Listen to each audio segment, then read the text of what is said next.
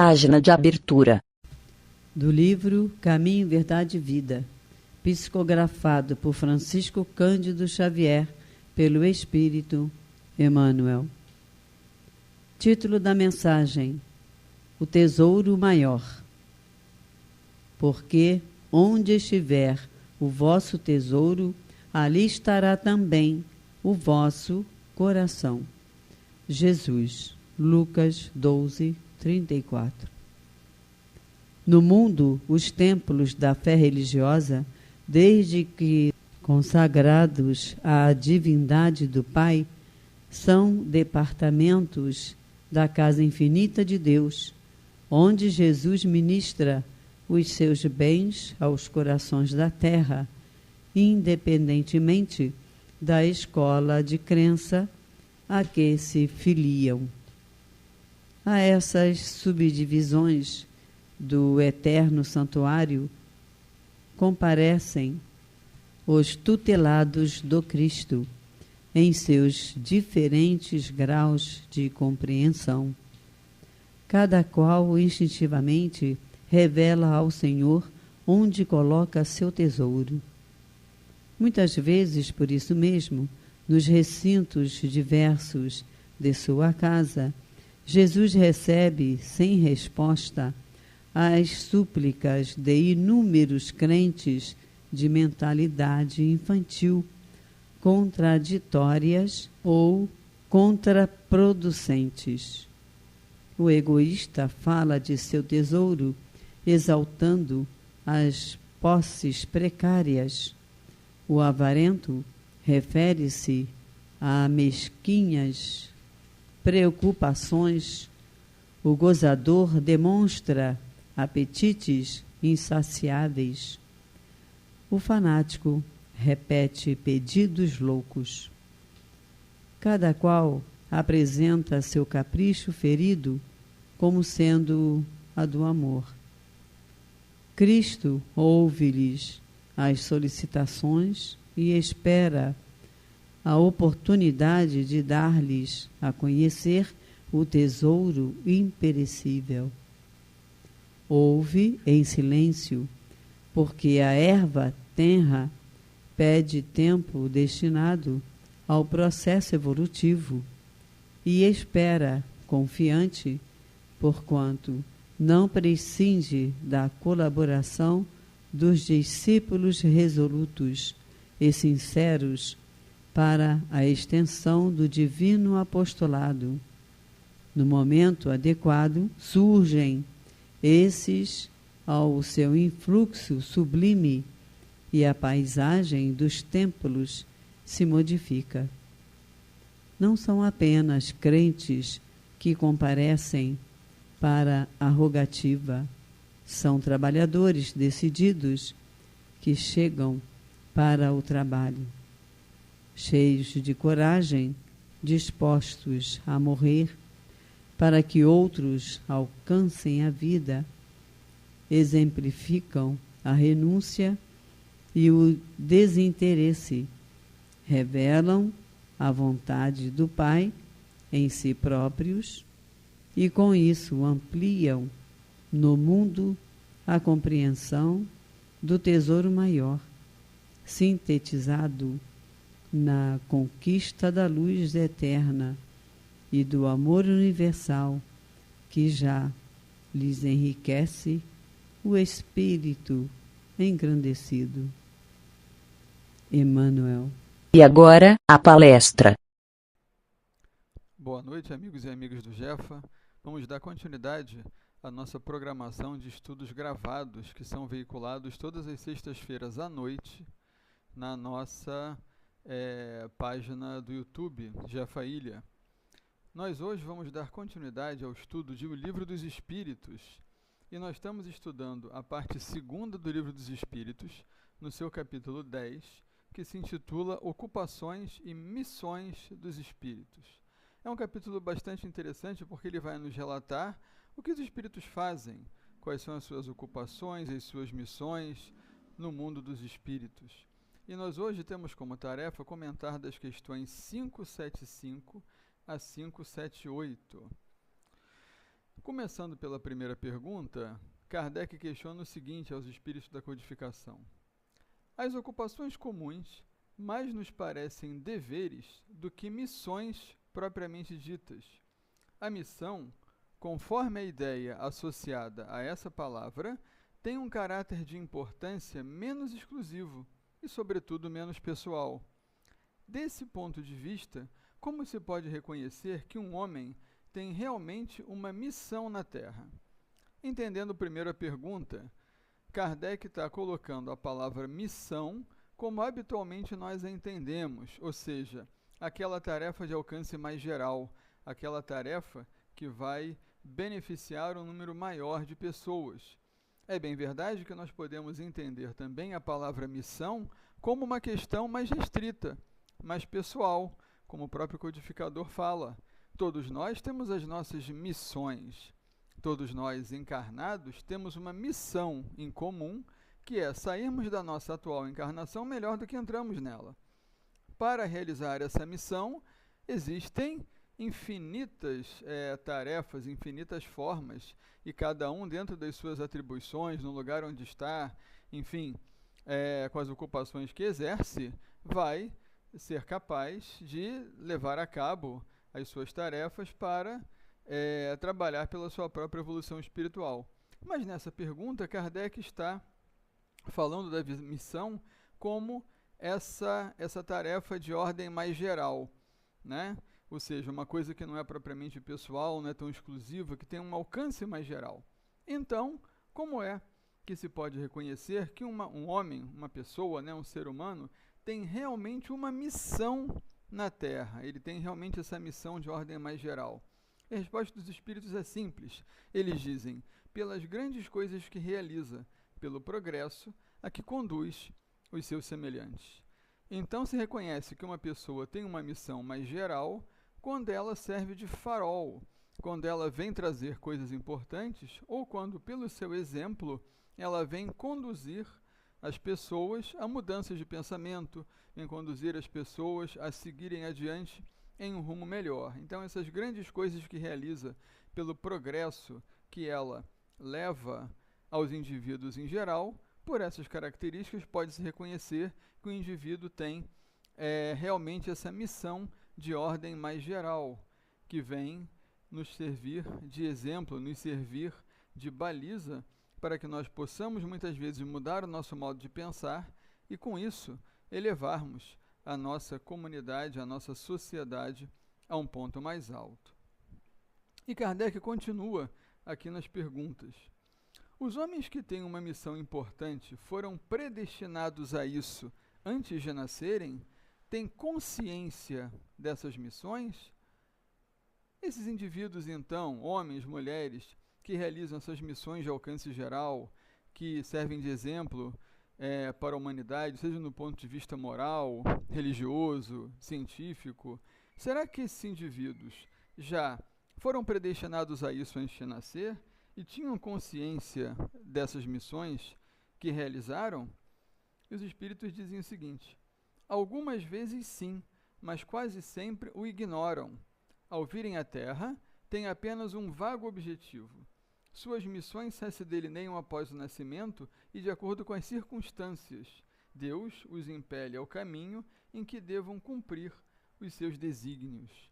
Então o indivíduo vem, de certa forma, com aquele objetivo, mas as circunstâncias da sua encarnação, pelas quais ele vai passando, vão, de certa forma, preparando as condições para que o indivíduo possa ter a chance de realizar aquelas missões. Como diz aqui a resposta: suas missões só se delineiam após o nascimento e de acordo com as circunstâncias, ou seja, o indivíduo, pelas circunstâncias em que ele nasceu, pelo meio em que ele está, ou eventualmente pela carreira que ele resolveu seguir, isso proporciona as circunstâncias para que ele realize as coisas que ele vai realizar, ou que ele realizou. Então, muitas vezes os indivíduos que realizam essas missões, elas ignoram. Eles têm esse objetivo vago, mas ao longo do tempo, ao longo da sua encarnação, as oportunidades vão se apresentando e os indivíduos as aproveitam de tal modo que aquilo ali se torna uma conquista não só para o indivíduo, mas para a humanidade como um todo. E a última parte da resposta é bastante interessante quando diz que Deus os impele ao caminho em que devam cumprir os seus desígnios, ou seja, durante a encarnação, as circunstâncias, o caminho que o indivíduo segue, vai de certa forma proporcionando, como dissemos, as condições para que o indivíduo venha a realizar aquelas tarefas. Essa resposta, ela se conjuga à da pergunta 576, que nós vamos, essa é a 576, se conjuga à resposta da 577, que nós vamos ver agora. A 576 perguntou, como nós vimos, se havia predestinação a essa missão antes de nascerem e se os homens teriam consciência disso. Algumas vezes sim, outras não, mas as circunstâncias vão fazendo com que aquele espírito, que tinha aquela tarefa a cumprir, as circunstâncias, as condições foram se estabelecendo para que a missão fosse cumprida. E na 577, Kardec pergunta o seguinte: quando um homem, um ser humano, uma pessoa, faz uma coisa útil, é sempre em virtude de missão anteriormente predestinada ou pode ter recebido uma missão não prevista?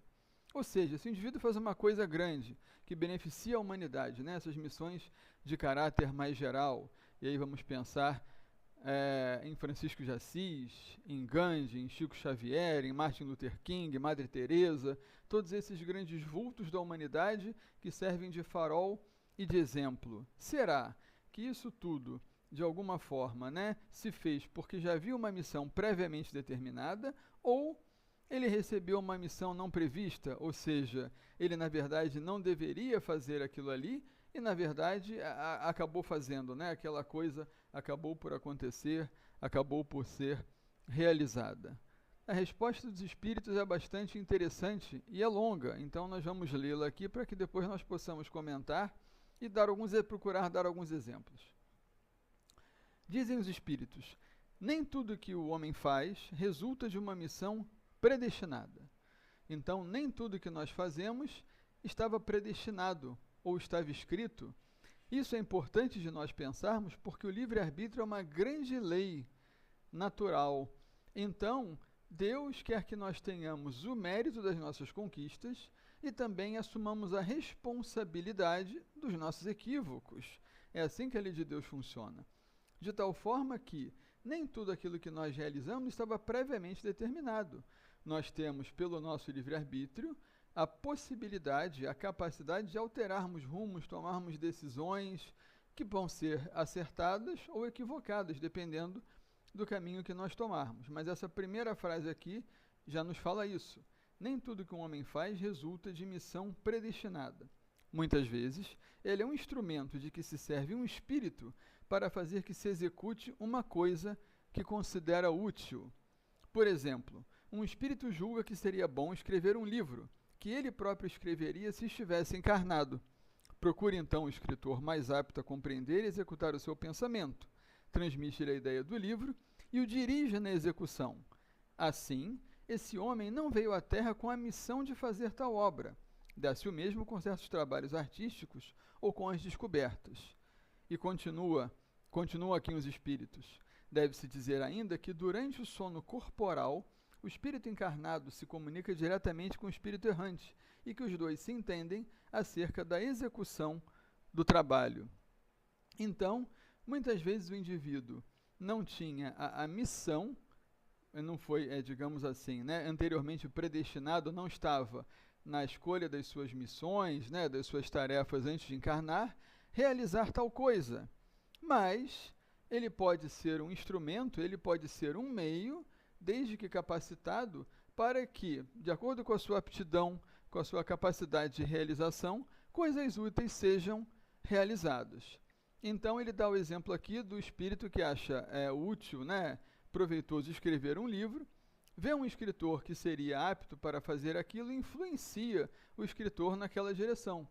O escritor pode até achar que aquela obra é de sua autoria, de sua lavra, ou seja, todas as ideias foram dele, quando na verdade não foram.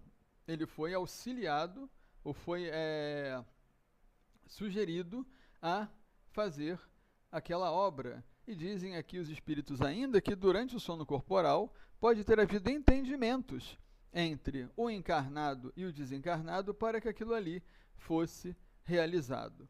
Determinadas circunstâncias acontecem, como dizem os espíritos aqui, que trabalhos artísticos ou descobertos vão pelo mesmo caminho, né? E certamente nós podemos ver em alguns deles essa colaboração entre o mundo físico e o mundo espiritual. Uma história bastante interessante foi uma descoberta científica de grande relevância para a humanidade, que foi a descoberta dos antibióticos. E um dos antibióticos primeiro descoberto foi a penicilina. É interessante que até essa época, começo do século XX, não se tinha antibióticos, ou seja, não se tinha um tratamento eficaz para as infecções por bactérias. Infecções graves, a pessoa muitas vezes falecia da infecção porque não havia agente capaz de tratar essas bactérias. Um médico escocês chamado Alexander Fleming, ele trabalhava em um laboratório que fazia trabalhos de culturas de bactérias, ou seja, ele estudava bactérias. E as bactérias, elas eram cultivadas, elas cresciam em placas de gel, formando colônias, ou seja, pequenos agrupamentos visíveis a olho nu que mostravam que ali as bactérias tinham crescido. Em um determinado dia, após um final de semana, Alexander Fleming chegou para trabalhar em seu laboratório e viu que algumas das culturas de bactérias que ele havia preparado para o seu trabalho haviam estragado, porque havia crescido um fungo em cima daquela placa de gel onde as bactérias estavam crescendo. Ou seja, todo o trabalho, uma parte do trabalho dele se perdeu porque o trabalho simplesmente mofou, deu um fungo. E antes dele simplesmente pegar aquilo ali e jogar no lixo, ele observou a placa e percebeu uma coisa muito interessante. Havia na placa, portanto, o crescimento do fungo, do mofo, que apareceu ali, e das bactérias. Mas ele percebeu que, ao redor do lugar, naquela placa de gel onde o fungo cresceu, a bactéria não cresceu. É como se houvesse, ao redor do fungo, um certo halo, uma área onde a bactéria não conseguiu crescer. E aí ele percebeu que, teve um insight, né? Naquele momento ali, teve uma ideia, e pesquisando mais, ele viu que, na verdade, aquele fungo produzia uma substância que inibia, não permitia o crescimento das bactérias. Que fungo era esse? Um fungo chamado Penicillium notatum, que produzia uma substância a qual se deu o nome de penicilina. Então, nos estudos posteriores foi possível isolar essa substância, a penicilina, que se percebeu que poderia inibir o crescimento das bactérias que provocavam infecções e, portanto, a penicilina tornou-se um antibiótico que salvou a vida de milhões e milhões de pessoas nos anos seguintes. Então vejam vocês, né, que será que Alexander Fleming ele tinha sido predestinado, né, desde antes da sua encarnação, a descobrir um agente terapêutico tão importante como a penicilina? É claro que depois disso vieram muitos e muitos antibióticos, né, mas as penicilinas continuam sendo usadas. Será que Alexander Fleming foi predestinado antes da sua encarnação a descobrir a penicilina? Não sabemos, mas certamente a sua formação técnica, né, a capacidade científica que ele tinha, permitiu com que ele percebesse alguma coisa nova. Certamente, até certo ponto, ajudado pelos espíritos, quem sabe, né? E a partir daí houve um avanço. Então, é isso que os espíritos dizem, ou seja, nem tudo aquilo que os indivíduos fazem resulta de uma missão predestinada, né? Às vezes, as circunstâncias fazem com que o indivíduo possa, pela sua própria capacidade, ou até com o auxílio dos espíritos, chegar a determinadas realizações. Mas agora vamos ver que, na verdade, pensando na questão da missão, do ponto de vista mais específico, que diz mais respeito a nós, né, espíritos ainda imperfeitos, nós podemos, com as tarefas que que nós nos propusemos a fazer durante a nossa encarnação, nós podemos valorizar, enriquecer, engrandecer essas tarefas. Ou seja, nós escolhemos determinadas provas, determinadas tarefas durante a nossa encarnação. Será que nós não podemos fazer mais, podemos fazer um pouco melhor, para que, já que nós estamos aqui, possamos engrandecer melhor a nossa encarnação, possamos aproveitá-la melhor no trabalho do bem? A respeito disso, existe uma mensagem, que é uma psicografia de Chico Xavier, de autoria do espírito Meimei. E o título da mensagem é justamente Algo Mais, e está num livro chamado Ideias e Ilustrações. A mensagem não é longa, nós vamos lê-la toda, porque isso ilustra bem o que nós queremos dizer. Então, nem tudo aquilo de útil, de grandioso que os indivíduos que cumprem essas grandiosas missões fazem estava predestinado. O indivíduo pode ser instrumento para alguma coisa importante que venha a acontecer, mas pensando em nós mesmos, nós podemos pensar também naquele algo mais que nós podemos fazer no nosso dia a dia para que nós sejamos instrumentos mais úteis, mais solidários, mais fraternos com aqueles que estão ao nosso redor. Vamos então ver a comunicação aqui de Meimei. Um crente sincero na bondade do céu, desejando aprender como colaborar na construção do reino de Deus, pediu certo dia ao Senhor a graça de compreender os propósitos divinos e saiu para o campo. De início, encontrou-se com o vento que cantava, e o vento lhe disse: Deus mandou que eu ajudasse as sementeiras e varresse os caminhos, mas eu gosto também de cantar, embalando os doentes e as criancinhas. Em seguida, o devoto surpreendeu uma flor que lhe contou: minha missão é preparar o fruto. Entretanto, produzo também o aroma que perfuma até mesmo os lugares mais impuros. Logo após, o homem estacou ao pé de grande árvore que protegia um poço d'água, cheio de rãs, e a árvore lhe falou: confiou-me o Senhor a tarefa de auxiliar o homem, contudo, creio que devo amparar igualmente as fontes, os pássaros e os animais. O visitante fixou os feios batráquios e fez um gesto de repulsa, mas a árvore continuou: essas rãs são boas amigas. Hoje posso ajudá-las, mas depois serei ajudada por elas, na defesa de minhas próprias raízes contra os vermes da destruição e da morte. O devoto compreendeu o ensinamento e seguiu adiante, atingindo uma grande cerâmica. Acariciou o barro que estava sobre a mesa, e o barro lhe disse: meu trabalho é o de garantir o solo firme, mas obedeça ao oleiro e procura ajudar na residência do homem, dando forma a tijolos, telhas e vasos.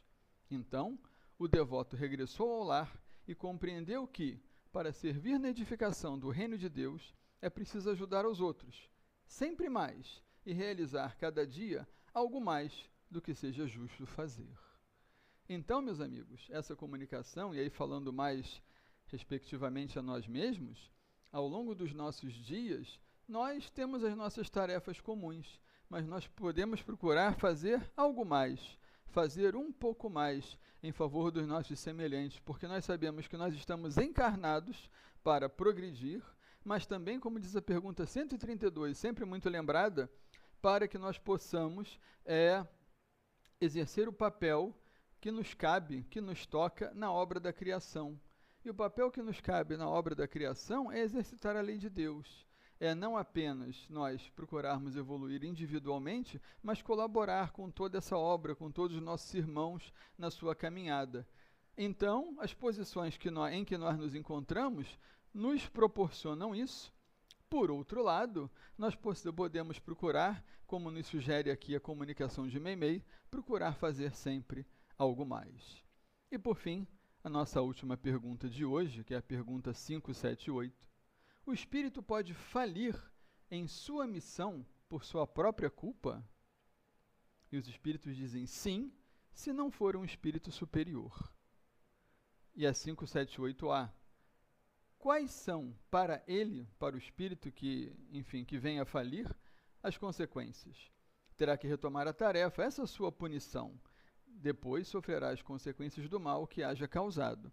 Então, uma vez que o espírito não seja superior, como especificam aqui os espíritos da codificação, ou seja, aquele espírito que já está inteiramente votado ao bem, em que só pensa no bem, em que já não tem mais, como diz a própria codificação, o instinto do mal, os maus pensamentos, ele não falirá na sua missão.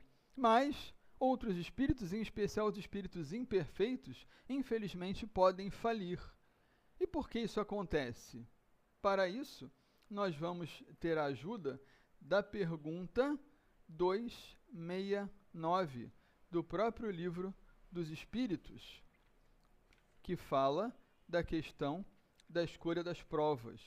Nós vamos ver aqui essa questão. Na questão 269, Kardec questiona o seguinte aos espíritos: o espírito pode enganar-se quanto à eficácia da prova que escolheu? Será que antes de encarnar, procurando escolher uma determinada prova, uma determinada tarefa, que evidentemente essa escolha sempre tende a ser algo benéfico para nós, para que nós possamos exercitar aquela tarefa, aquela prova, para que nós possamos progredir. Será que nós podemos nos enganar em relação à eficácia dessa prova? E aí os espíritos dizem o seguinte: o espírito pode escolher uma prova que esteja acima das suas forças e sucumbir.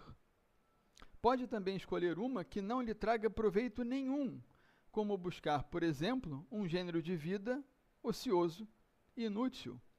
Mas, então, voltando ao mundo dos espíritos, percebe que nada ganhou e pede outra para reparar o tempo perdido.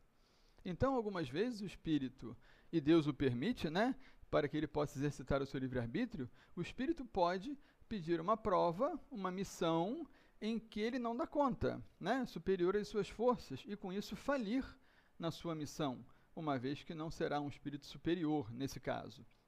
Por outro lado, alguns vão pedir uma vida de muitas facilidades, uma vida em que ele não vai poder desafiar a si próprio, superar os seus limites, de tal modo que ele terá pouco ganho naquela encarnação. Mas ainda assim, no exercício do seu livre-arbítrio, tudo, tanto numa situação como em outra, gera aprendizado para que o indivíduo possa, nas suas próximas experiências, saber avaliar e aproveitar melhor as oportunidades que lhe são dadas, a fim de que ele possa efetivamente ter nas encarnações momentos, oportunidades úteis de evolução e melhoria pessoal. Então, meus amigos, essas foram as nossas perguntas de hoje, muito interessantes, como podemos ver, e que nós possamos, como nos recomenda a doutrina, procurar aproveitar a nossa encarnação tendo em vista a nossa melhoria pessoal, e como nos sugere Meimei, fazer aquilo que nos compete, mas dentro daquilo que nos compete também, estender o nosso olhar e podermos fazer um pouco mais. Que Jesus abençoe sempre nossos esforços e nossas tentativas. Um abraço a todos.